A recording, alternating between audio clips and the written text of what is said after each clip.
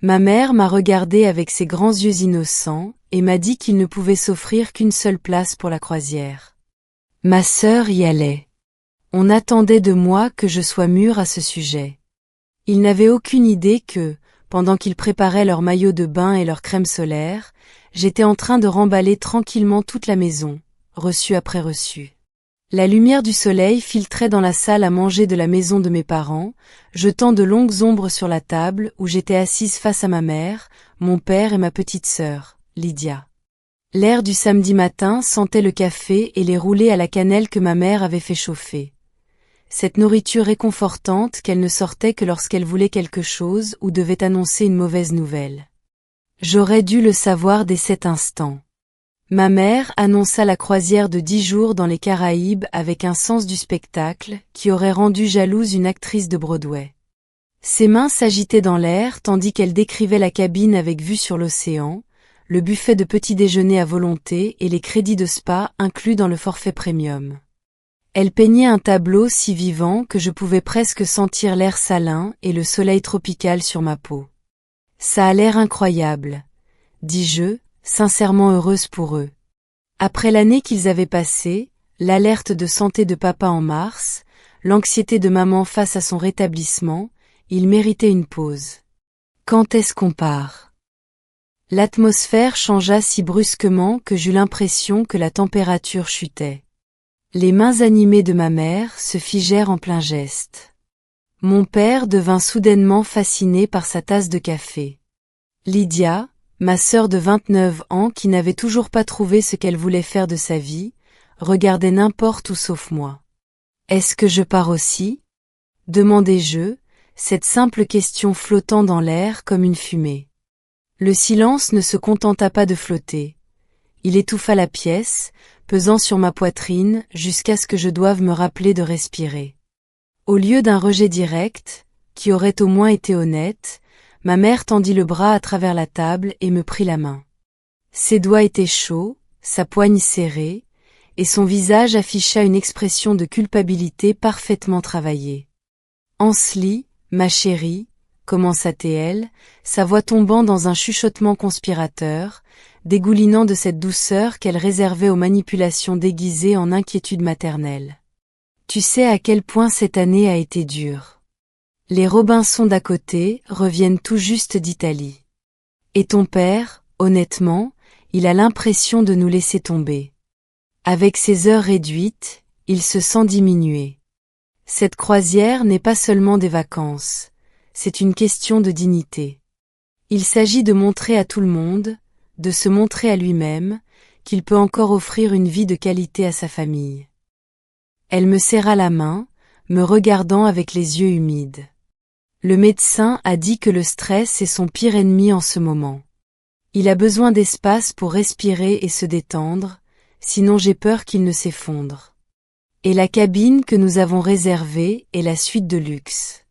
Elle est conçue pour 3 personnes au maximum. Acheter un 4e billet aurait fait basculer le budget de « serré » à « impossible ». Tu comprends, n'est-ce pas? Tu as toujours été celle qui se sacrifie pour l'équipe, Ansley. Nous avons besoin que tu fasses ce sacrifice pour que ton père puisse se sentir comme un roi pendant 10 jours. Je voulais lui faire remarquer que le besoin de dignité de papa ne l'avait jamais empêché d'inviter ses copains de poker à s'entasser autour de la table de salle à manger que j'avais achetée. Mais je restais silencieuse. Et Lydia, continua maman, ses yeux s'embuant sur commande. Elle est si fragile en ce moment. La situation avec Trevor l'a vraiment anéantie. Elle a besoin de ce voyage pour se retrouver, pour guérir, pour se rappeler qui elle est sans qu'un homme ne la définisse. Lydia hocha la tête solennellement, jouant son rôle à la perfection. Peu importait que ce soit elle qui ait trompé Trevor, ou qu'elle se soit remise en selle en une semaine en allant en boîte tous les soirs. La formulation de ma mère, la situation, était une leçon magistrale de réécriture de l'histoire pour faire de Lydia la victime. Puis vint le coup de grâce, porté avec une précision chirurgicale. Tu as toujours été le pilier, Ansley, la plus forte, la plus responsable. Ma mère me serra la main plus fort. Nous savions que tu serais la seule assez mûre pour comprendre pourquoi nous ne pouvions pas partir à 4. Tu seras d'accord pour garder la maison, n'est-ce pas? Quelqu'un doit rester ici, arroser les plantes, ramasser le courrier. Tu comprends, n'est-ce pas, chérie? Ce n'était pas une question. C'était un ordre enveloppé de flatterie, une arme de compliment conçue pour étouffer toute protestation avant même qu'elle ne puisse se former. Mon père leva enfin les yeux de sa tasse de café en s'éclaircissant la gorge. L'année a été difficile financièrement, Ansley. Nous avons dû faire des choix difficiles pour sauver les apparences. Mais tu sais que nous t'emmènerions si nous pouvions nous le permettre. Le mensonge trônait entre nous comme une troisième présence à table. Je connaissais la vérité qu'il ne disait pas. J'avais vu le relevé de carte de crédit sur le comptoir la semaine dernière, alors que j'organisais leur courrier, une autre de mes responsabilités officieuses. La croisière avait été débitée sur une carte avec un taux d'intérêt de 18%. Il n'avait pas économisé pour ce voyage, il l'avait financé pour impressionner les voisins. Et quand les factures tomberaient dans quelques mois, quand les heures réduites de papa et les frais médicaux rendraient impossible le paiement du minimum, il viendrait me voir, comme il le faisait toujours. Je pensais aux $300 que j'avais discrètement transférés sur leur compte en novembre dernier quand la facture de chauffage était en retard. Aux $500 que je leur avais prêtés en février et dont on n'avait plus jamais reparlé. Aux innombrables fois où j'avais fait les courses sans jamais être remboursée parce que tu étais déjà au magasin de toute façon. Mais je ne discutais pas. Je ne criais pas. Je ne renversais pas la table et ne jetais pas les roulés à la cannelle contre le mur, même si chaque cellule de mon corps en avait envie. Je me contentais de hocher la tête. Bien sûr, m'entendis-je dire, je comprends. Vous méritez cela. Le visage de ma mère s'irradia de soulagement. Oh, chérie, je savais que tu comprendrais. Tu es une si bonne fille. Pour comprendre pourquoi je ne me suis pas défendue à ce moment-là, je dois expliquer les 8 dernières années de ma vie. À 26 ans, fraîchement licenciée de mon premier vrai emploi, je suis revenue vivre chez mes parents. C'était censé être temporaire, 3 mois, peut-être 6. Il n'y avait pas de bail, pas de contrat de location, juste un accord verbal stipulant que j'aiderais, là où je pourrais, en attendant de me remettre sur pied. Je me suis remise sur pied en 4 mois. J'ai décroché mon poste actuel de coordinatrice des opérations pour une entreprise de logistique. Ce n'est pas prestigieux, et je ne suis pas riche, mais je gagne correctement ma vie et je suis douée pour les budgets. Très douée. Mais je ne suis jamais partie. Le « j'aiderai là où je pourrai » a évolué comme une tumeur à croissance lente. D'abord, ce fut la contribution aux courses. Puis la facture Internet, parce que c'est toi qui l'utilises le plus pour tes jours de télétravail. Puis l'électricité, parce que tu laisses ton ordinateur chargé toute la nuit. En un an, je couvrais 3 factures de services publics et j'achetais les produits de première nécessité dès que je remarquais que nous en manquions. Puis vint le mobilier. Le vieux canapé s'effondra un samedi matin, les ressorts crevant les coussins. J'ai acheté un remplaçant, $1200 pour un canapé d'angle décent qui durerait. La télévision est morte pendant le Super Bowl. J'en ai acheté une nouvelle. $800 pour une télé connectée avec toutes les options de streaming dont mes parents ne pouvaient soudainement plus se passer. Le lave-linge et le sèche-linge ont lâché il y a 2 ans. Je les ai remplacés tous les deux, $1500 au total. Parce que ma mère disait qu'elle ne ferait plus jamais confiance à un appareil d'occasion après que l'ancien avait inondé la buanderie. La batterie de cuisine, parce que nos vieilles casseroles étaient pratiquement des antiquités. La table de la salle à manger, parce que l'ancienne était une honte quand nous recevions des invités. Le petit électroménager, un nouveau micro-ondes, une cafetière, un robot pâtissier que ma mère a insisté pour avoir et qu'elle n'a utilisé que 2 fois. Plus de $15 000 au total. Je ne l'avais jamais calculé jusqu'à récemment, mais ce chiffre vivait dans mon esprit désormais, comme un rappel constant. Je n'étais pas riche. J'étais prudente. J'économisais. Je planifiais. Chaque achat était un petit sacrifice que je me disais temporaire, un investissement dans l'harmonie familiale. Pendant ce temps, Lydia vivait comme un oiseau, flottant d'une expérience à l'autre. Elle voyageait au Mexique, au Colorado, à New York. Elle allait à des concerts et des festivals de musique. Elle changeait de travail comme on change de chaussettes, ne restant jamais nulle part assez longtemps pour se constituer une épargne ou une stabilité. Et on ne lui a jamais demandé de contribuer d'un seul centime parce qu'elle a besoin d'expérience et qu'elle se cherche encore. J'avais 34 ans. Apparemment, je m'étais trouvée il y a bien longtemps, et cette « moi » était un paillasson.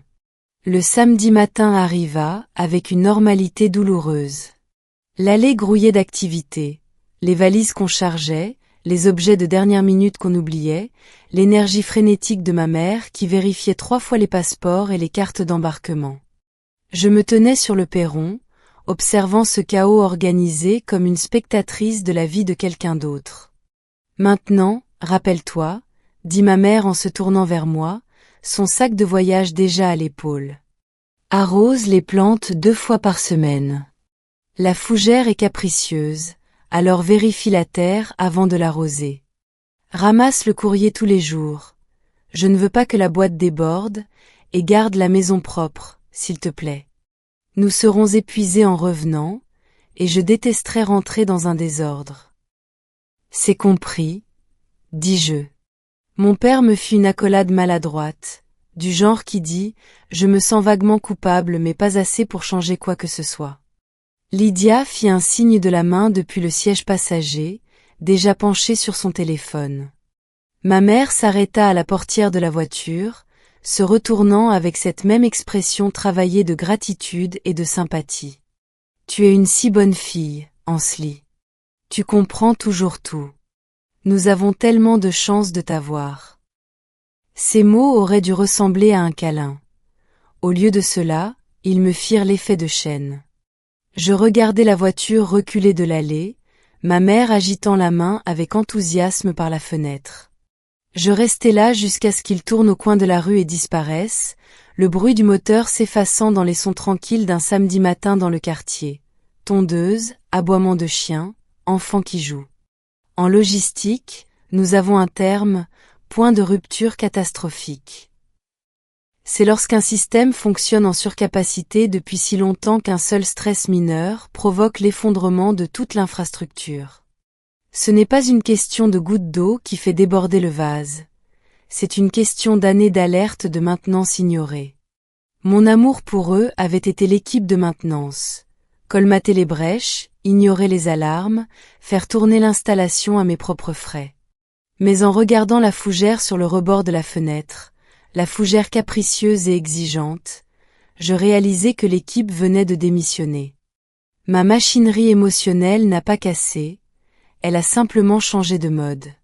Commande manuelle, activée. Centres émotionnels, hors ligne. Efficacité opérationnelle, maximale. Je ne ressentais pas de rage. La rage est brouillonne. La rage est inefficace. Ce que je ressentais était le calme froid et clarificateur d'un entrepôt chaotique enfin organisé. Je rentrai, fermai la porte et la verrouillai derrière moi. La maison semblait déjà différente. Plus vide. Non pas parce qu'ils étaient partis, mais parce que quelque chose en moi avait basculé au moment où la voiture s'était éloignée. Je regardai à nouveau la fougère. Je n'allais pas l'arroser. Je n'allais pas ramasser le courrier, ni ranger la maison, ni garder aucun fort. J'en avais fini de comprendre. Le silence dans la maison n'était pas paisible, il était révélateur. Pour la première fois en 8 ans, je me tenais dans le salon sans le bruit de fond de la télévision que mon père laissait toujours allumée, sans les commentaires incessants de ma mère sur les ragots du quartier ou sur ce qui devait être réparé ou nettoyé, sans la musique de Lydia filtrant sous la porte de sa chambre. Juste le silence. Et dans ce silence, je pouvais enfin entendre mes propres pensées sans interruption. Je traversais la pièce lentement, délibérément, comme un inspecteur inspectant une propriété. Mais je ne voyais plus un foyer. Je voyais un registre, un bilan de travail et d'argent qui ne me serait jamais remboursé. Le salon, le canapé d'angle que j'avais acheté avec ma prime de Noël de l'année dernière, $1200. Je me souvenais du vendeur, me promettant qu'il durerait 15 ans. J'avais choisi un gris neutre parce que maman disait que ça irait avec tout. Je passais ma main sur les coussins, pensant aux 15 ans que j'étais censé passer avec ce meuble, des années que j'avais apparemment offertes à des gens qui ne pouvaient même pas se permettre de m'emmener en croisière. Le meuble multimédia, la télévision, $800, acheté sur 6 mensualités parce que débourser une telle somme d'un coup aurait anéanti mon fonds d'urgence. J'avais configuré tous les services de streaming, appris à papa comment utiliser la télécommande, et regardé mes recommandations se remplir d'émissions que je n'avais jamais choisies. La salle à manger, la table que j'avais économisée pendant 3 mois pour acheter. Encore $600 dont on n'avait jamais parlé comme étant ma table, mais qui était devenue la table de la famille en une semaine.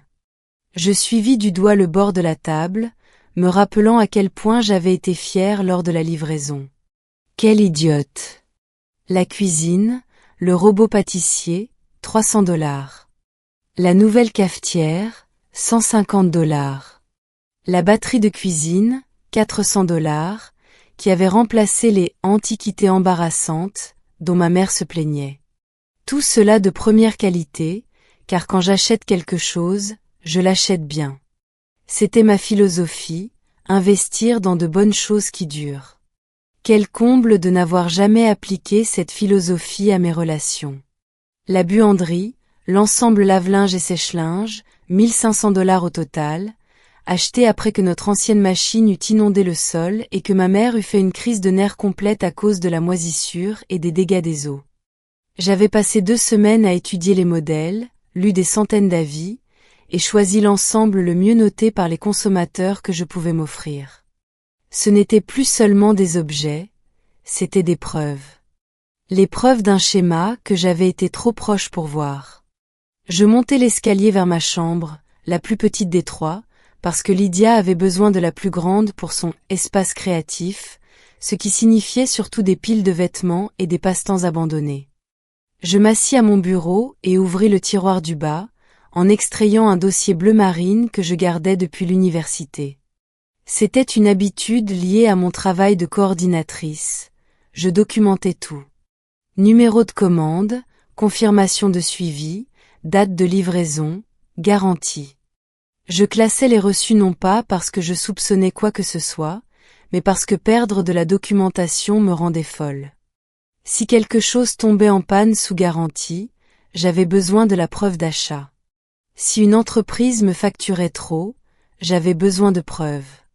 C'était une habitude professionnelle, rien de plus. Jusqu'à maintenant. J'ouvris le dossier. Relevé bancaire remontant à 6 ans, confirmation par email de chaque achat majeur, photo de reçu prise avec mon téléphone et oubliée. Même quelques notes manuscrites prises lors de mois particulièrement coûteux, retraçant où mon argent était passé. Je les étalais sur mon bureau, comme les pièces d'un puzzle. Seulement, ce puzzle, une fois assemblé, montrait une image que j'évitais depuis des années, mon exploitation.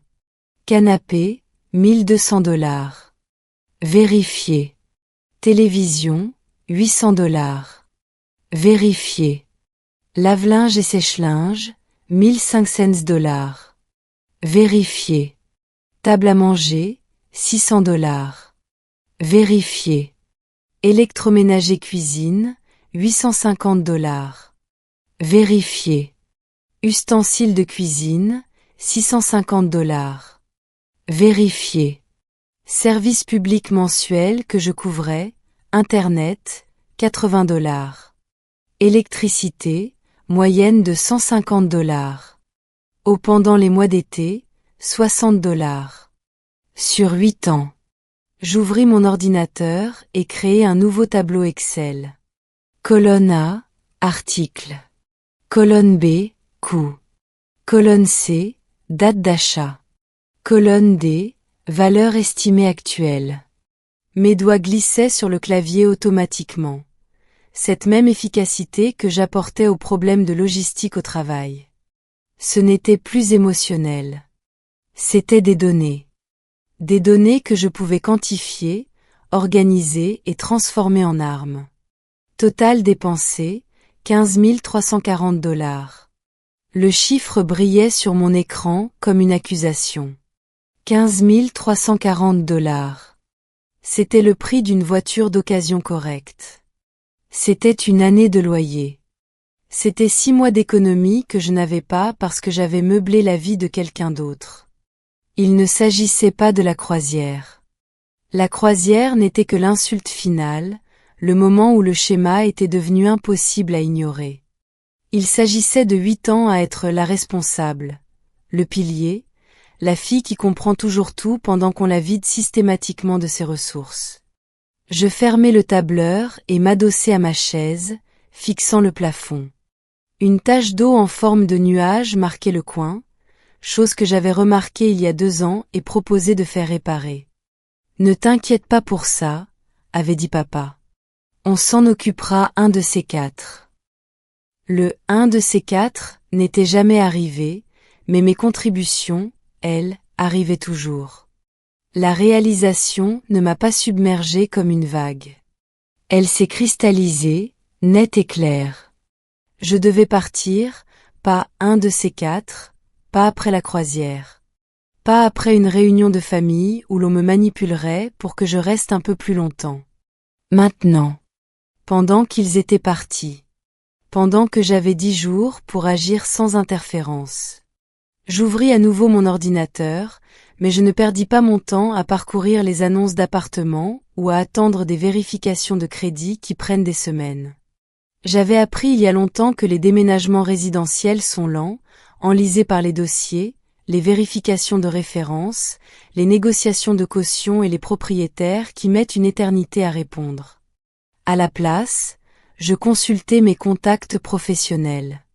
Notre entreprise de logistique travaille avec des prestataires de logements de fonction, des suites de luxe meublées conçues pour les employés mutés, les consultants en déplacement et les personnes en transition qui ont besoin de solutions immédiates, prêts à accent grave habité. Je fis défiler mes emails enregistrés jusqu'à ce que je trouve Coastal Executive Suite. J'y avais réservé des hébergements pour des directeurs régionaux en visite au moins une 12aine de fois. Je connaissais leurs procédures. Je connaissais leurs délais. Et je savais qu'ils appréciaient les relations avec les entreprises, ce qui signifiait peu de paperasse et une approbation rapide. J'appelais la ligne directe, en contournant totalement le site web. Coastal Executive Suite, Marcus à l'appareil. Bonjour, Marcus. Ici Ansley Graham de Davison Logistique. J'ai besoin d'une réservation d'urgence de 30 jours pour moi-même, situation personnelle. Qu'avez-vous de disponible pour une occupation immédiate? Laissez-moi vérifier. Nous avons une suite T2 avec vue sur l'océan disponible dès maintenant. C'est 2500 $ pour le mois, toutes charges comprises, entièrement meublée, cuisine équipée avec le nécessaire de base. Il me faudrait une empreinte de carte de crédit et votre identifiant d'employé pour vérification. 2500 $. C'était cher. Presque le double de ce que je paierais pour un appartement normal. Mais j'avais une arme secrète. Un fonds d'urgence que j'avais discrètement reconstitué depuis le désastre du lave-linge il y a 2 ans, spécifiquement pour un événement catastrophique. Je ne savais simplement pas jusqu'à présent que l'événement catastrophique serait ma propre libération. Parfait. Je le prends. À quel point pouvez-vous préparer les papiers rapidement? Donnez-moi 2 heures, je vous envoie tout par email. Je raccrochai et fixai mon téléphone. 2 heures. Dans 2 heures, j'aurais un endroit où aller. Un endroit qui était à moi, où je ne devais rien à personne, où les meubles appartenaient à la société de location et d'où je pourrais partir à la fin du bail sans laisser des milliers de dollars derrière moi. Mes mains ne tremblaient pas. Elles auraient dû, c'était la plus grande décision que je prenais depuis des années, mais elles étaient stables. C'était ma façon de fonctionner sous pression au travail. Identifier le problème, trouver la solution la plus efficace, exécuter sans émotion. L'hésitation était l'ennemi de la logistique. Je passais ces 2 heures non pas à paniquer, mais à planifier. Je fis un inventaire mental de ce que je devais réellement emporter. Mes vêtements, mon ordinateur, mes documents, mes effets personnels. Tout le reste dans cette maison, les meubles, l'électroménager, la vaisselle, m'appartenait par l'achat, mais il pouvait rester. Qu'il les garde. Qu'il réalise exactement ce que j'avais fourni au moment où tout aurait disparu. Non, attendez. Tout n'allait pas rester. Je redescendis, traversai chaque pièce, prenant des notes mentales. Le canapé reste. La télé reste. Le lave-linge reste. Mais je prendrai la cafetière, la bonne, celle que j'ai achetée parce que j'aime vraiment le bon café. Je prendrai le robot pâtissier que ma mère a utilisé 2 fois. Je prendrai la moitié de la vaisselle, les pièces que j'utilisais vraiment quand je cuisinais pour moi. Non, mauvaise approche. C'était penser comme quelqu'un qui se souciait encore d'être juste. Nouvelle stratégie, je prendrais tout ce que j'avais acheté. Tout ce qui avait un reçu. Tout ce que je pouvais prouver être à moi. Et je ne laisserais derrière moi que ce que je me sentais assez généreuse de laisser. Mon email sonna. Le contrat de location de Coastal Executive Suite, prêt pour la signature numérique. Je le lus attentivement, des formations professionnelles, avant de signer. Date d'emménagement, mardi. Cela me laissait 3 jours pour effectuer le déménagement pendant les heures de bureau normales, quand aucun voisin ne se poserait de questions en voyant un camion. Je configurais la réexpédition de mon courrier en ligne, effective dès mardi.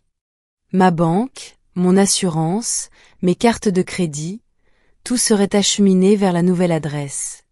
Le dimanche après-midi, assise dans ma chambre avec les contrats signés et une date de déménagement fixée, je ressentis quelque chose que je n'avais pas ressenti depuis des années, le contrôle. Je n'étais plus la fille qui dépannait. Je n'étais plus le pilier, la responsable, la personne mûre qui comprend toujours tout. J'étais Ansley Graham, coordinatrice des opérations, et j'exécutais l'opération logistique la plus importante de ma vie. M'extraire des griffes de gens qui avaient confondu ma compétence avec de la complaisance. Les plantes pouvaient mourir. Le courrier pouvait s'empiler. La maison pouvait rester vide et en attente. J'avais une suite avec vue sur la plage où m'installer et 10 jours pour disparaître avant qu'ils ne sachent que j'étais partie. 2 jours plus tard, par un mardi matin qui semblait étrangement ordinaire, le calme du quartier fut brisé par le grondement sourd d'un camion de déménagement professionnel reculant dans l'allée de mes parents. J'avais programmé les déménageurs pour 8 heures précises. Assez tôt pour que la plupart des voisins soient déjà au travail, mais assez tard pour ne pas donner l'impression de me faufiler dans l'obscurité. Le démantèlement physique de la maison de mes parents commença avec une efficacité surprenante. Le chef d'équipe, un homme trapu aux mains calleuses muni d'un bloc-notes, s'approcha de moi à la porte d'entrée. « Tout ce qui est marqué s'en va ?» demanda-t-il, balayant l'intérieur d'une indifférence professionnelle. J'hochai la tête, la gorge serrée mais la résolution de fer. Tout ce qui a une étiquette jaune. Rien d'autre. Ah, et... J'avais passé le dimanche après-midi à parcourir la maison avec un rouleau d'autocollants jaune vif, marquant méthodiquement chaque article que j'avais acheté au cours des 8 dernières années. Le canapé où ma mère tenait salon pendant ses marathons téléphoniques, étiquette jaune. La télévision à écran plat que mon père regardait pendant des heures pendant que je préparais le dîner après le travail, étiquette jaune. La table de la salle à manger où Lydia n'aidait jamais à débarrasser, étiquette jaune. Les chaises assorties, le lave-linge, le sèche-linge, le robot pâtissier dans la cuisine, la cafetière, le micro-ondes, l'étagère dans le couloir, et même le rideau de douche de la salle de bain principale. Des étiquettes jaunes partout, comme une étrange chasse au trésor à l'envers. Les déménageurs travaillaient avec ce rythme exercé propre à ceux qui passent leur vie à démonter des existences pour les réassembler ailleurs. Ils enveloppèrent le canapé à $1 200 dans d'épaisses couvertures, le fixant avec du ruban adhésif industriel. La télévision à $800 fut soigneusement nichée dans un carton sur mesure. Le lave-linge et le sèche-linge, $1 500 l'ensemble, furent évacués sur des diables renforcés, leur surface blanche brillant dans la lumière du matin, tandis qu'ils roulaient sur l'allée. Je me tenais sur le seuil, les bras croisés, observant l'effacement systématique de 8 ans de servitude financière. Chaque objet qui disparaissait dans le camion était un poids de moins sur ma poitrine.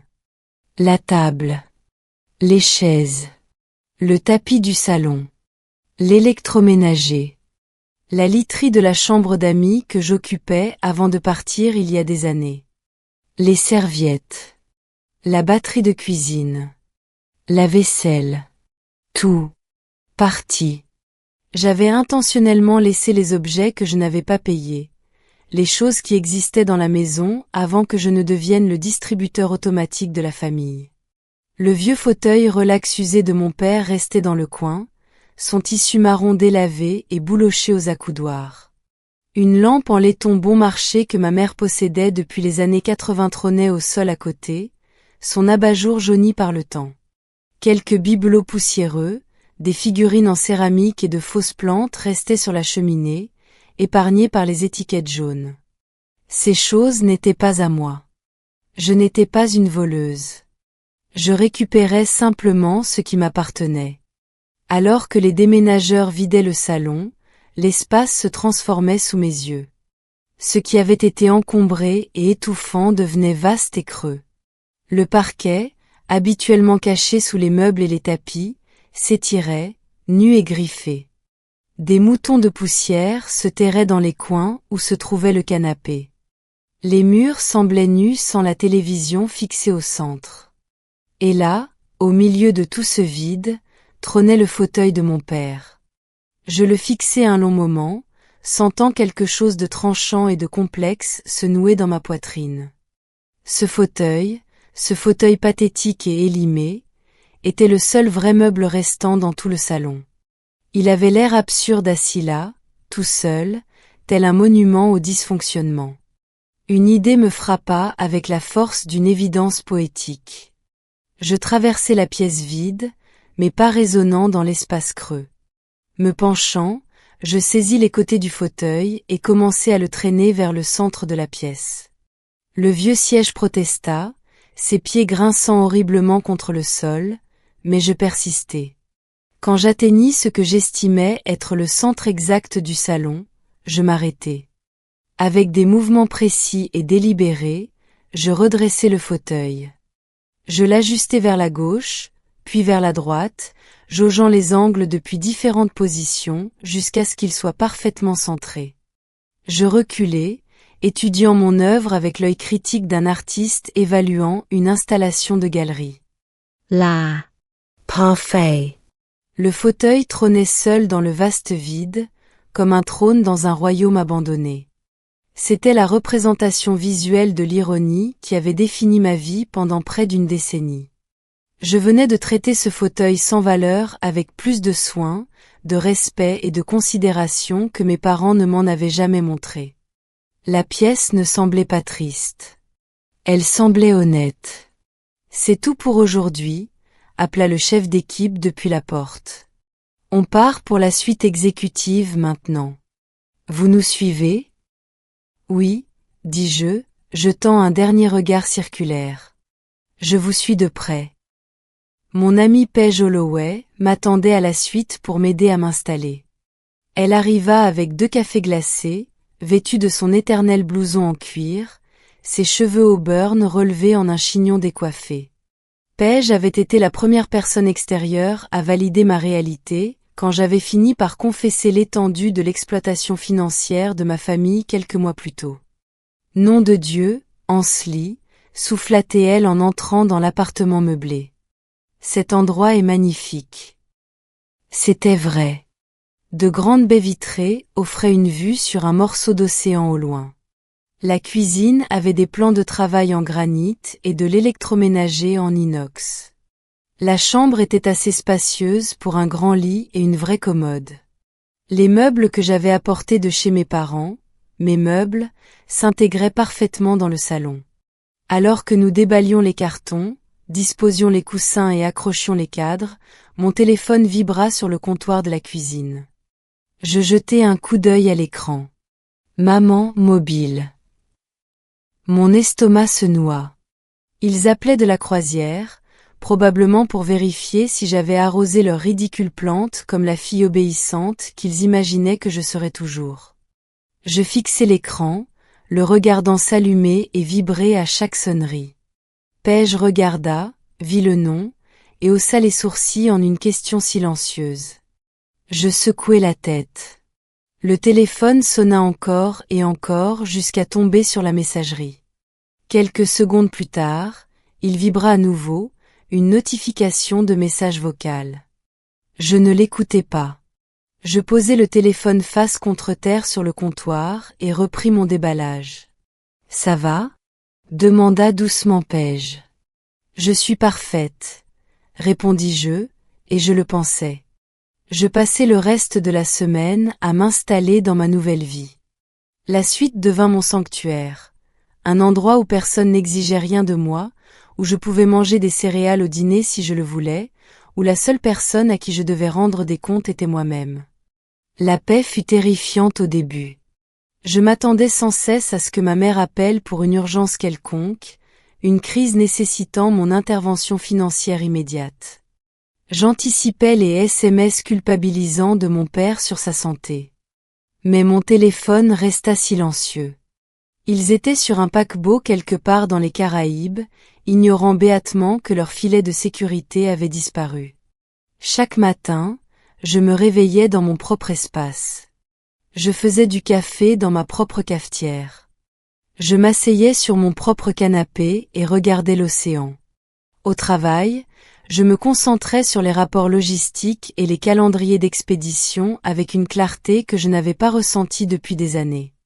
Mark Feldman, mon directeur, remarqua que je semblais différente, plus légère, d'une certaine manière.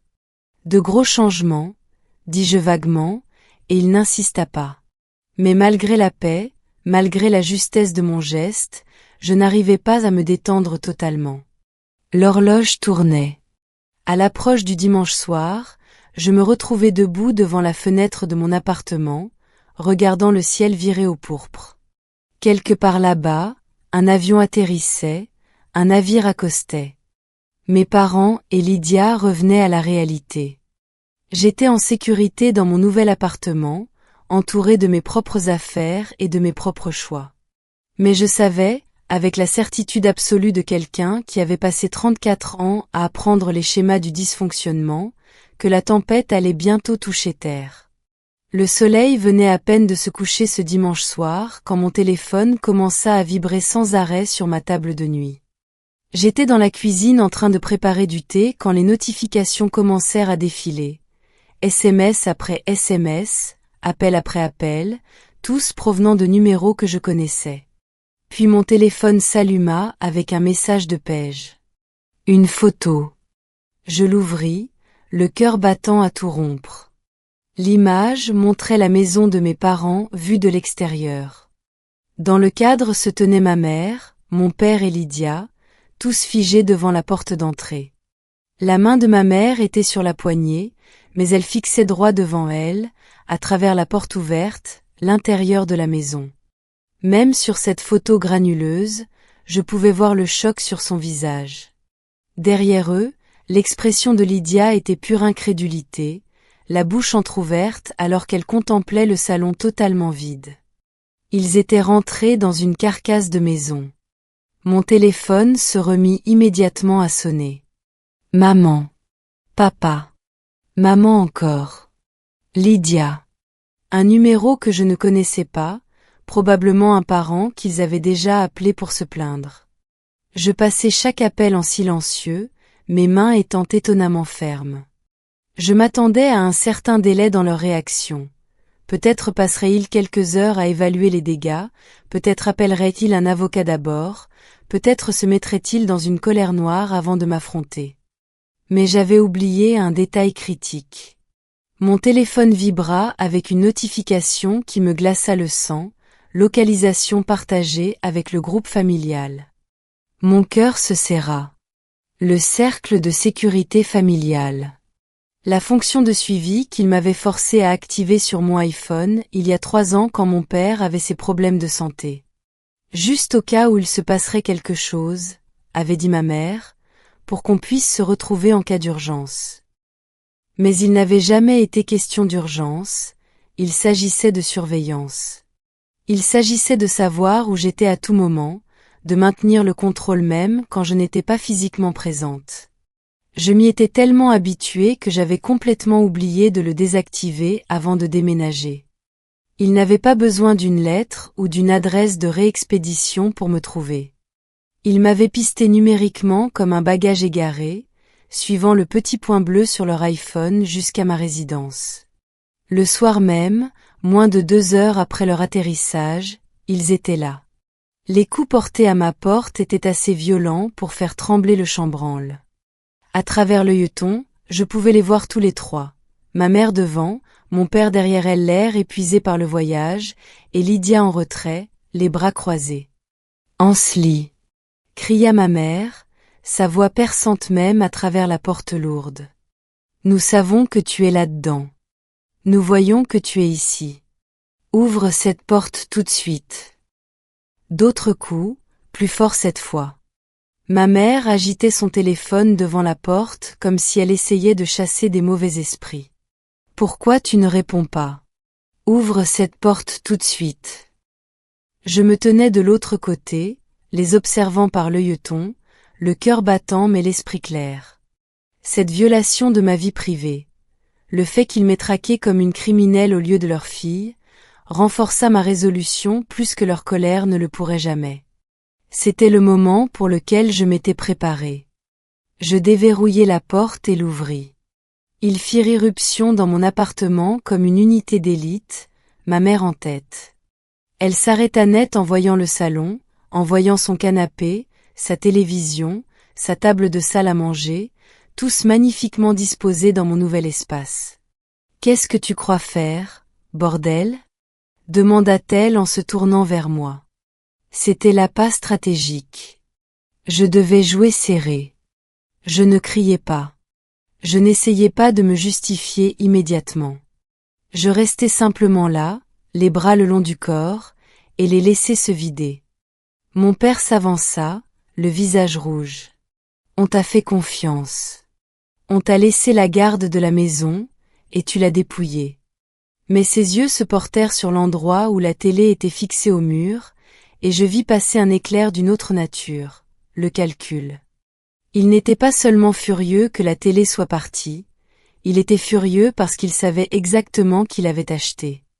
Il savait quel argument il allait perdre, et il essayait de crier assez fort pour étouffer les faits.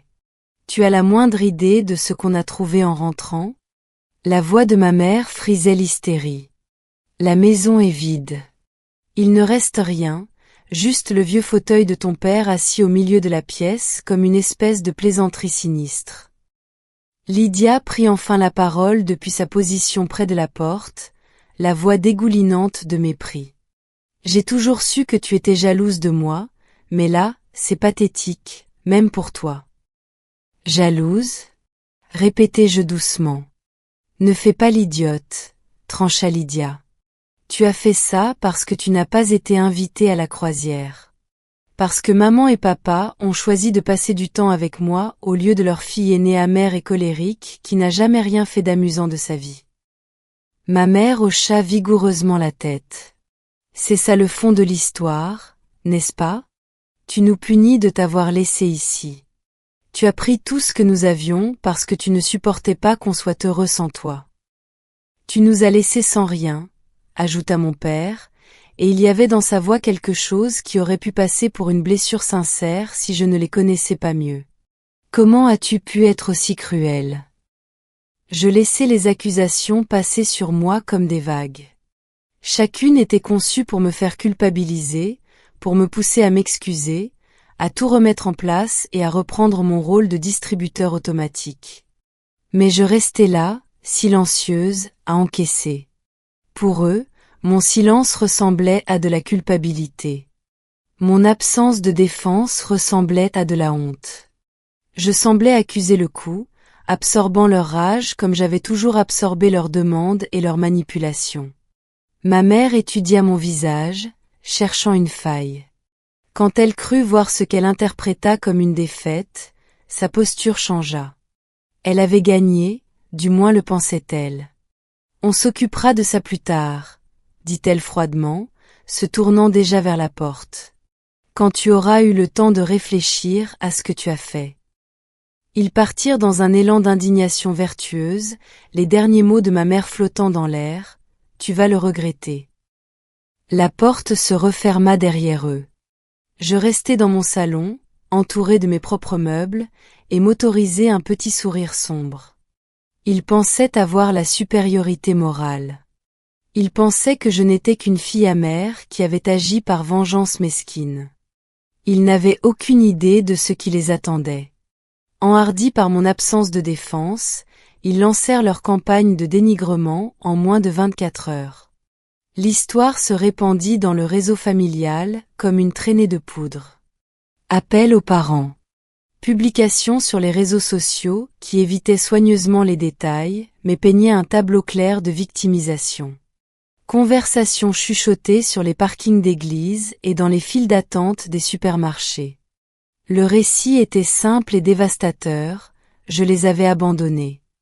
J'avais volé leurs affaires par dépit parce que je n'avais pas été invitée à la croisière. J'avais laissé un couple vieillissant avec des problèmes de santé avec rien d'autre que les vêtements qu'ils portaient. Dès le mardi, je recevais des messages. Une tante éloignée, Ansli, ta mère m'a appelé en larmes. Comment as-tu pu leur faire ça? Une amie de la famille à qui je n'avais pas parlé depuis des années, elle a dit que tu les avais laissés sans rien. Comment as-tu pu? Une ancienne voisine, j'ai toujours pensé que tu étais une fille si douce. Je suis tellement déçue. Chaque message était comme une coupure de papier, petite mais cuisante. Ma mère avait toujours été une manipulatrice hors pair, mais cette campagne était particulièrement efficace. Elle s'était positionnée comme la victime d'une fille cruelle et ingrate. Et les gens marchaient. Je ressentais la blessure de cette attaque contre mon intégrité. Pendant un bref instant, je me demandais si je devais me défendre immédiatement, publier mes reçus en ligne, exposer la vérité aux yeux de tous. Mais je ne paniquais pas. Au travail, le mercredi, mon directeur Mark Feldman me prit à part. C'était un homme de 50 ans qui ne faisait pas de chichi et qui m'avait toujours traité avec respect et équité. Des qualités que j'avais appris à apprécier après 34 ans d'amour familial conditionnel. « Ça va, Graham ?» demanda-t-il, observant mon visage. « Vous semblez distraite. »« Des histoires de famille, » dis-je vaguement.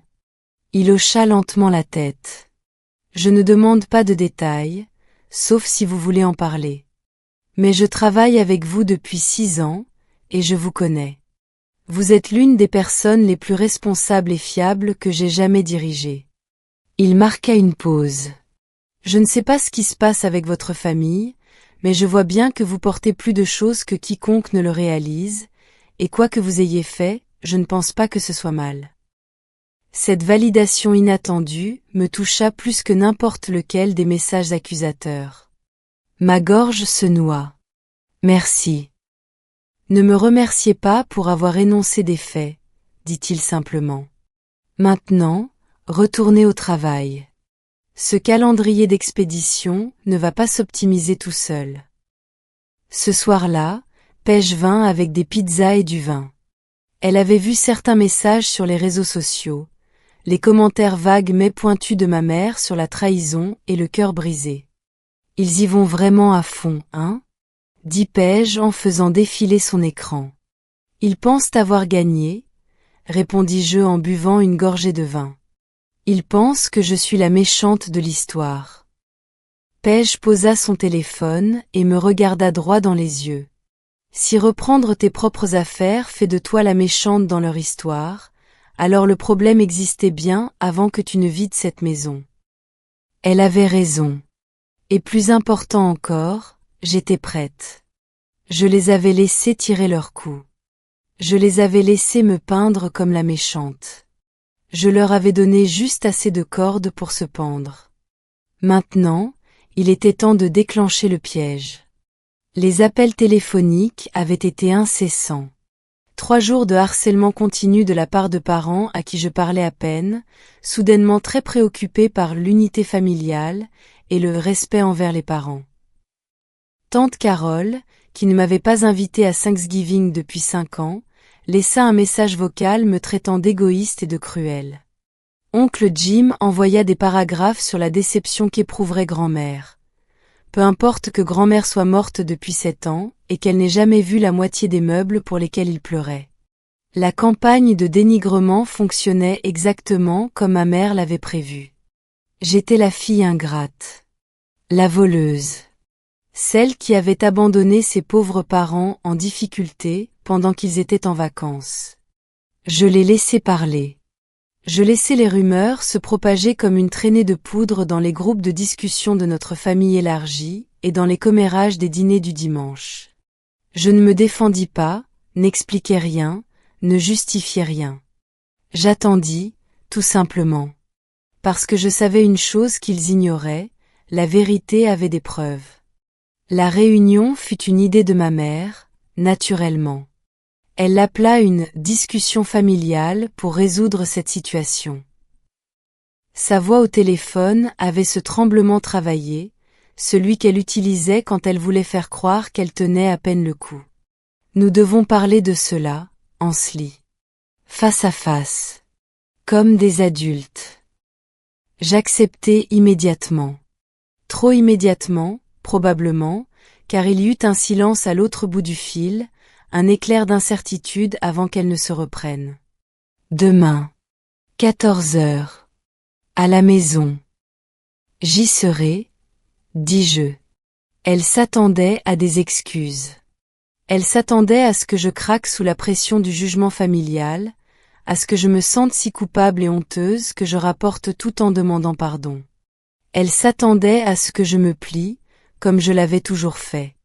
Je rangeai mon iPad et un classeur à anneaux dans ma sacoche et me rendis à la maison qui ne me semblait plus être la mienne. Ils m'attendaient dans le salon vide, tous les 3 disposés comme un tribunal. Ma mère était assise dans le vieux fauteuil relax de mon père, le seul meuble restant dans toute la maison, placé au centre exact de la pièce comme un trône. Mon père se tenait à ses côtés, les bras croisés, essayant d'avoir l'air sévère malgré le fait qu'il s'appuyait lourdement sur sa canne. Lydia était perchée sur le rebord de la fenêtre, faisant défiler son écran avec un désintérêt étudié. La pièce résonnait.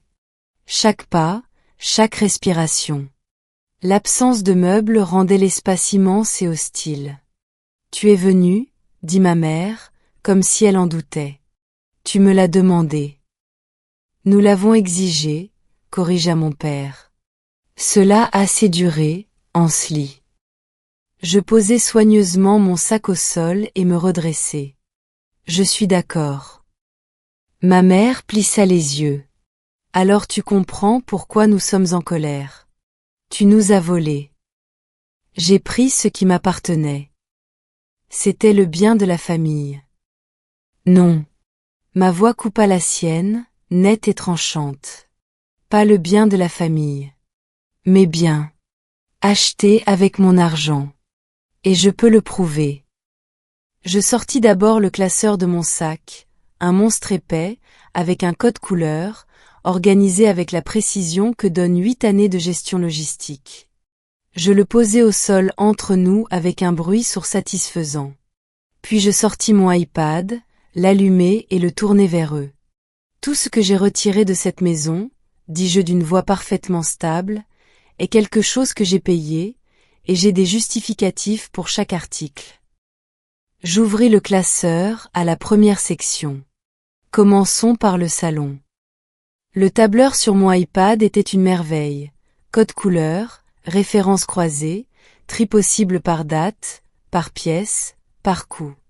J'avais passé 2 soirées complètes à le construire, important les données de 8 ans de relevés bancaires, de relevés de cartes de crédit et de reçus de mai. Chaque achat, chaque paiement, chaque preuve. Le canapé d'angle. Je tapais sur une ligne du tableur. Meuble LAN. Modèle, Harper. 1200 $. Voici le relevé de carte de crédit. Voici le bon de livraison avec ma signature. Je fis glisser les pages correspondantes du classeur sur le sol. Ma mère les regarda comme si elles étaient écrites dans une langue étrangère. La télévision. Samsung. 65 pouces 4K. 800 $. Acheté quand l'ancienne est morte. Reçu Best Buy. Garantie prolongée à mon nom. Une autre page, une autre ligne surlignée sur l'écran. La table basse. Les tables de chevet. Les lampes. Le tapis. Je fis défiler chaque article, méthodique et implacable. Tout cela est à moi. Acheté entre 2017 et 2022. Valeur totale pour le salon seul, 4300 $. Mon père virait au rouge cramoisi. C'est ridicule. La cuisine, je ne le laissais pas finir. Robot KitchenAid, 350 $. Robot culinaire cuisinard, 120 $. L'ensemble complet de casseroles All-Clad, 600 $. La table et les chaises de cuisine, chêne massif, commande spéciale, 900 $. Nous avions besoin de ces choses, dit ma mère, mais sa voix avait perdu son assurance. Vous en aviez besoin. C'est moi qui les ai achetés. Je fis défiler vers le bas. Le lave-linge et le sèche-linge, 1500 $. Achetés quand les anciens ont fini par lâcher. Installation incluse. Voici le reçu Home Depot. Voici la garantie de service. Voici le débit sur ma carte. Je levai les yeux vers eux, croisant le regard de chacun à tour de rôle. Les meubles de la chambre d'amis. La chambre de Lydia, 800 $. Le bureau dans le cabinet. Les classeurs. L'étagère. L'aspirateur. Le balai vapeur. Le purificateur d'air dans la chambre principale. Tape, tape, tape. Chaque article s'allumait sur l'écran, chaque reçu glissait sur le sol. Voulez-vous que je continue? Parce que je peux. J'ai 8 ans de documentation. Chaque appareil. Chaque meuble. Chaque article ménager que j'ai acheté pour que cet endroit reste fonctionnel pendant que vous dépensiez votre argent dans des croisières, des clubs de vin et le fonds de voyage de Lydia. Le silence était assourdissant. Je fis un zoom arrière sur le tableur pour leur montrer l'étendue globale. La valeur totale des articles que j'ai retirés de cette maison est de 15 743 $. C'est la somme en bas. C'est ce que j'ai investi dans votre confort pendant 8 ans tout en vous payant 1200 $ de loyer par mois. Je l'ai laissé digérer, regardant les chiffres les frapper comme de l'eau glacée. 15 000 $ en meubles et appareils, plus 96 mois de loyer à 1200 $ par mois. Cela fait 115 200 $. C'est ce que je vous ai donné. Et qu'est-ce que j'ai eu en retour? Personne ne répondit. Une chambre, un couvre-feu, une application de suivi sur mon téléphone, et une famille qui me traite d'égoïste parce que je veux ma propre vie. Ma mère ouvrait et fermait la bouche sans un bruit. Mon père regardait les papiers éparpillés au sol comme s'ils allaient s'enflammer. Lydia avait fini par lâcher son téléphone, qu'elle avait oublié sur ses genoux. Vous avez dit que je vous avais volé, continuai-je, ma voix toujours calme et professionnelle. Mais la vérité, c'est que c'est vous qui me volez depuis 8 ans. Vous m'avez pris mon argent, mon temps, mon indépendance et ma dignité. Vous avez pris, pris et repris, et vous avez appelé ça la famille. Je fermai le classeur d'un coup sec. La seule chose que j'ai prise, c'est ce qui m'appartenait déjà. Et si vous voulez contester cela, je vous suggère de trouver un avocat. Parce que je vous garantis que vous n'aimerez pas ce qu'il vous dira sur la définition légale du vol. Le rapport de force dans la pièce avait basculé si complètement que c'était presque visible.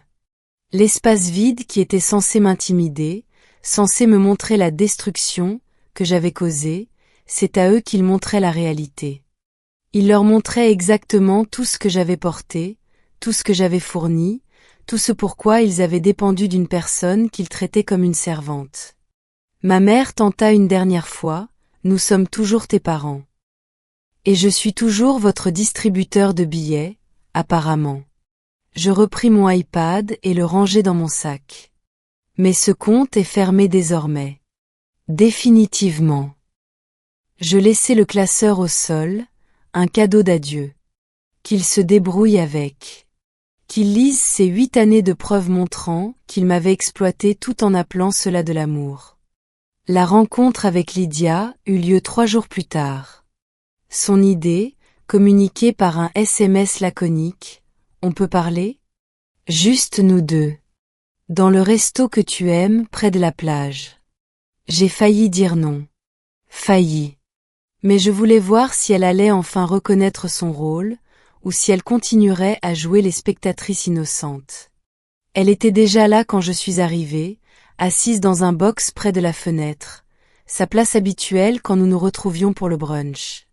Elle avait l'air fatiguée, pas de maquillage, les cheveux en queue de cheval désordonnés, portant un sweat que je lui avais acheté pour Noël il y a 2 ans. « Salut », dit-elle quand je m'assis en face d'elle. « Salut. Nous avons commandé. » Elle a pris le toast à l'avocat et un latte glacé.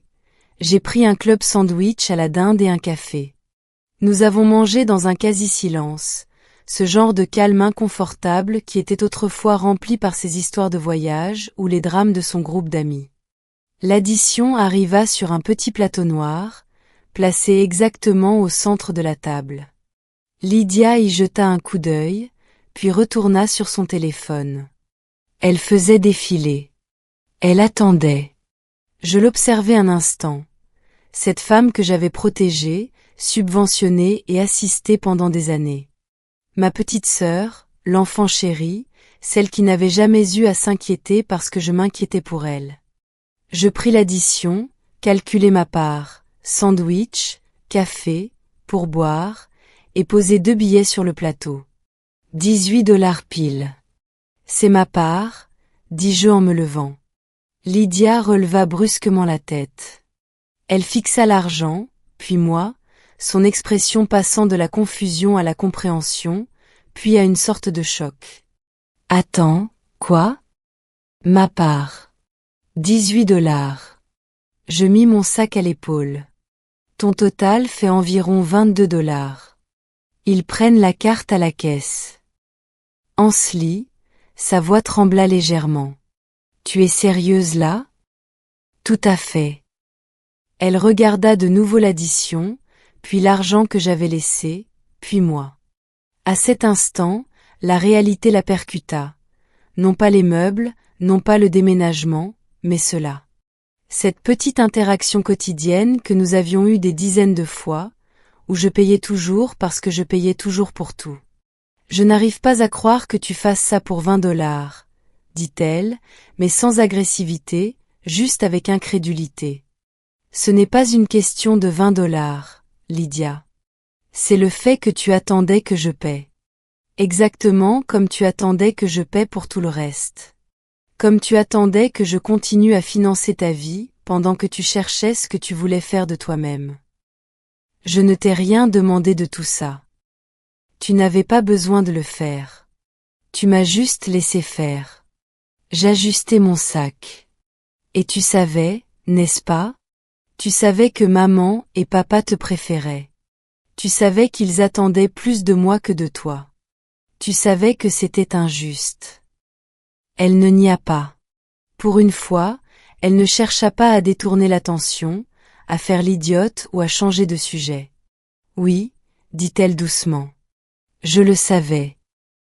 Et tu n'as rien dit. Est-ce que ça aurait changé quelque chose si je l'avais fait? Ça aurait signifié que tu me voyais vraiment, au lieu de simplement profiter des bénéfices de mon sacrifice. Les yeux de Lydia brillaient maintenant, mais je ne ressentais rien. Ni culpabilité, ni tristesse, ni désir de la consoler. Je suis désolée, murmura-t-elle. Je n'en doute pas. Désolée que ce soit fini, probablement. Je me dirigeai vers la porte, puis m'arrêtai et me retournai. Ton addition est toujours sur la table. Tu ferais bien de t'en occuper avant qu'il croie que tu pars sans payer. Je la laissai là, fixant une addition de $22, comme si c'était un miroir lui montrant quelque chose qu'elle ne voulait pas voir. La campagne de dénigrement mourut en une semaine. Difficile de traiter quelqu'un de voleur quand il a 8 ans de reçu prouvant sa propriété. Difficile de peindre quelqu'un comme cruel quand il a des documents montrant qu'il a payé plus de $100 000 en loyer et en frais. Je n'ai pas crié ma défense sur tous les réseaux sociaux. Je n'en avais pas besoin. J'ai simplement répondu aux amis de la famille qui m'ont contacté, tante Carole, oncle Jim, quelques cousins, avec des corrections calmes et factuelles. Je comprends que mes parents vous aient dit que je les avais volés. Ce n'est pas exact. Tout ce que j'ai pris, je l'ai acheté. J'ai les reçus si vous voulez les voir. La plupart n'ont pas demandé de preuves. L'assurance dans ma voix suffisait. Le récit s'effondra parce qu'il était bâti sur un mensonge, et les mensonges ne résistent pas au poids de la vérité, surtout quand la vérité s'accompagne de tableaux Excel. Ma mère m'appela 2 semaines plus tard. Nous devons parler. Ton père et moi voulons nous excuser. Je les ai retrouvés dans un café en ville. Terrain neutre. Lieu public. Temps limité. Ils semblaient avoir vieilli, d'une certaine manière. Diminué. La canne de mon père semblait plus nécessaire que théâtrale. Le maquillage de ma mère ne parvenait pas tout à fait à cacher les rides de stress. Nous sommes désolés, dit mon père le premier. Nous n'avions jamais réalisé tout ce que tu faisais, tout ce que tu portais sur tes épaules. Mais son ton avait ce petit quelque chose, cette inflexion subtile qui insinuait que c'était ma faute si je n'avais pas parlé plus tôt, si je n'avais pas rendu mon fardeau plus visible. Nous pensions que tu voulais aider, ajouta ma mère. Nous pensions que cela te rendait heureuse de contribuer à la famille. Je remuai mon café lentement, regardant la crème former des spirales. Vous pensiez que je voulais payer $1,200 de loyer par mois, tout en achetant tous vos meubles et en ayant un couvre-feu à 34 ans? On ne t'y a pas forcé. Tu n'étais pas obligé. Vous avez juste fait en sorte qu'il soit impossible de dire non sans être étiqueté comme égoïste. Je plongeai mon regard dans le sien. Et quand j'ai fini par dire non, quand j'ai enfin repris ce qui m'appartenait, vous avez essayé de détruire ma réputation. Nous étions blessés, dit mon père. Nous avons mal réagi. Vous avez réagi exactement comme vous l'avez toujours fait, en vous posant en victime et en faisant de moi la méchante. Le silence s'étira entre nous, rompu seulement par le sifflement de la machine à expresso et le murmure des autres conversations. Qu'est-ce que tu attends de nous? Demanda finalement ma mère. Que faut-il faire pour arranger ça? Je n'attends rien de vous. C'est bien là le point. Je m'adossai à ma chaise. Je ne reviens pas. Je ne fournis plus de soutien financier. Si vous avez besoin d'aide, débrouillez-vous. Trouvez du travail. Réduisez votre train de vie. Vendez la maison. Ce n'est plus mon problème. Mais on est une famille. Et une famille ne devrait pas s'exploiter mutuellement. Une famille ne devrait pas pister la localisation de ses membres comme s'ils étaient des criminels. Une famille ne devrait pas avoir de favoris et attendre de celui qui ne l'est pas qu'il accepte sans rien dire. Je sortis mon téléphone et leur montrai quelque chose que j'avais fait la semaine précédente. Je m'étais retiré du cercle de sécurité familiale. Ma localisation était désormais, et pour toujours, privée. Je pense que vous devriez envisager une thérapie, dis-je. Tous les deux. Peut-être un conseil de famille si Lydia est d'accord. Mais c'est votre choix. Votre responsabilité. Ce n'est pas à moi de gérer ce projet. Le visage de ma mère se décomposa légèrement. Alors, c'est tout?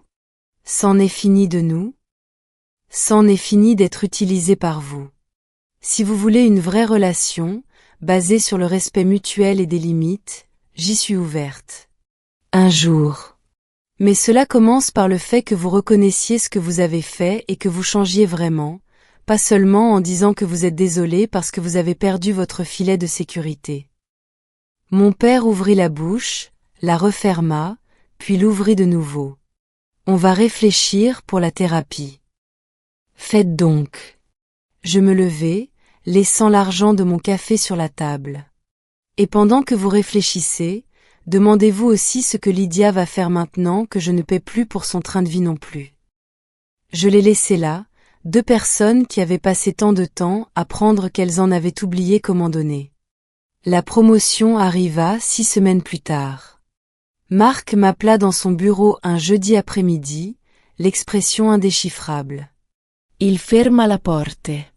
Mon cœur rata un bond. Est-ce que quelque chose n'allait pas? Avait-il trouvé une erreur dans mon travail?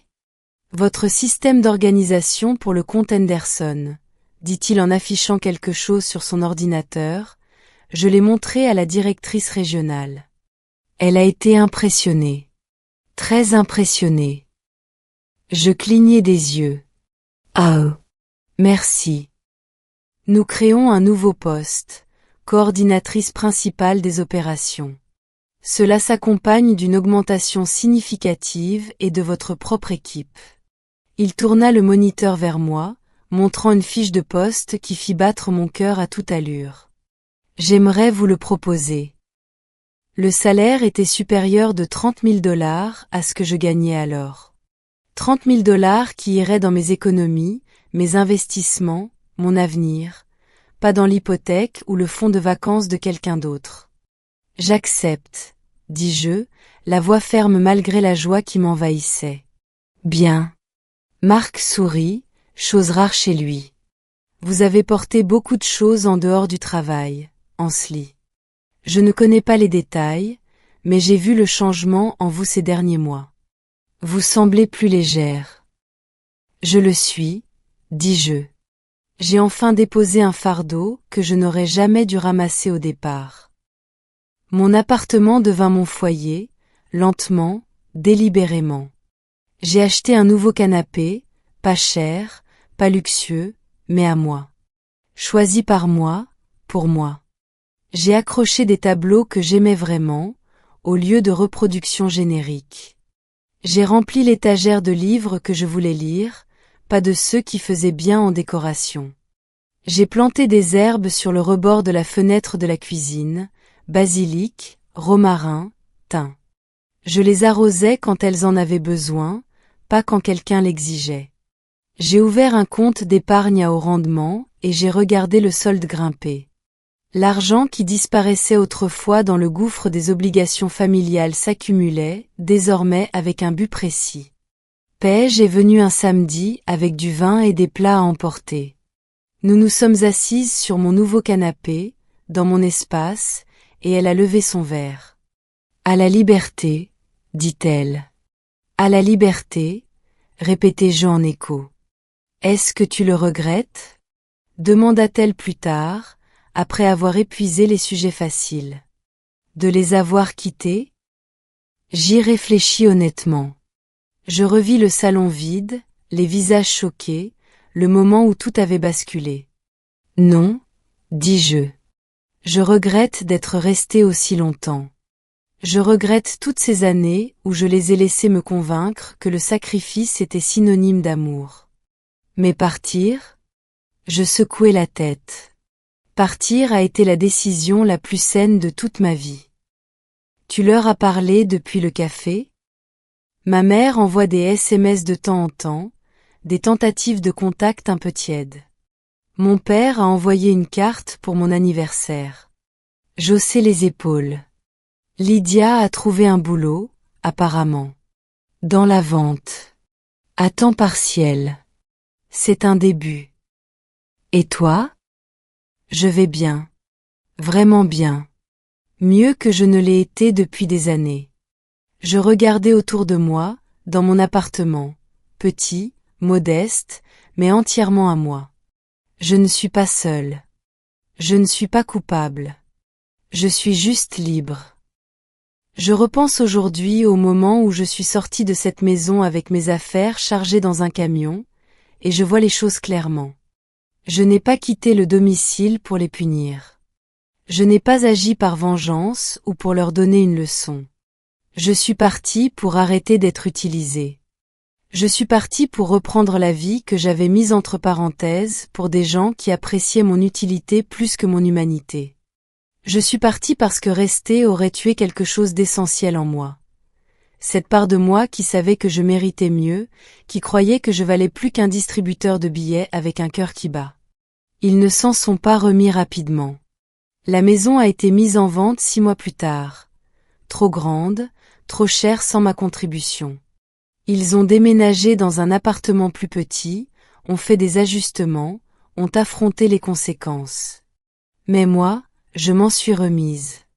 Je me suis remise au moment même où je me suis éloignée avec mes meubles sans regarder en arrière. Certains appellent cela de l'égoïsme. Moi, j'appelle cela de la survie. Certains appellent cela de la cruauté. Moi, j'appelle cela une nécessité. Certains disent que la famille devrait tout pardonner. Moi, je dis que la famille ne devrait pas exiger de pardon pour un respect de base en premier lieu. Je ne suis pas leur méchante. Je ne suis pas leur victime. Je suis simplement quelqu'un qui a fini par se choisir elle-même. Et ce choix, cette unique décision de donner autant de valeur à ma propre vie qu'à la leur, a tout changé. L'appartement est calme ce soir. Paisible. Ce genre de silence qui ressemble au contentement plutôt qu'à la solitude. Mes herbes s'épanouissent sur le rebord de la fenêtre, mon compte d'épargne fructifie, ma carrière d'école et je suis libre. Enfin. Complètement. Sans excuse. Libre.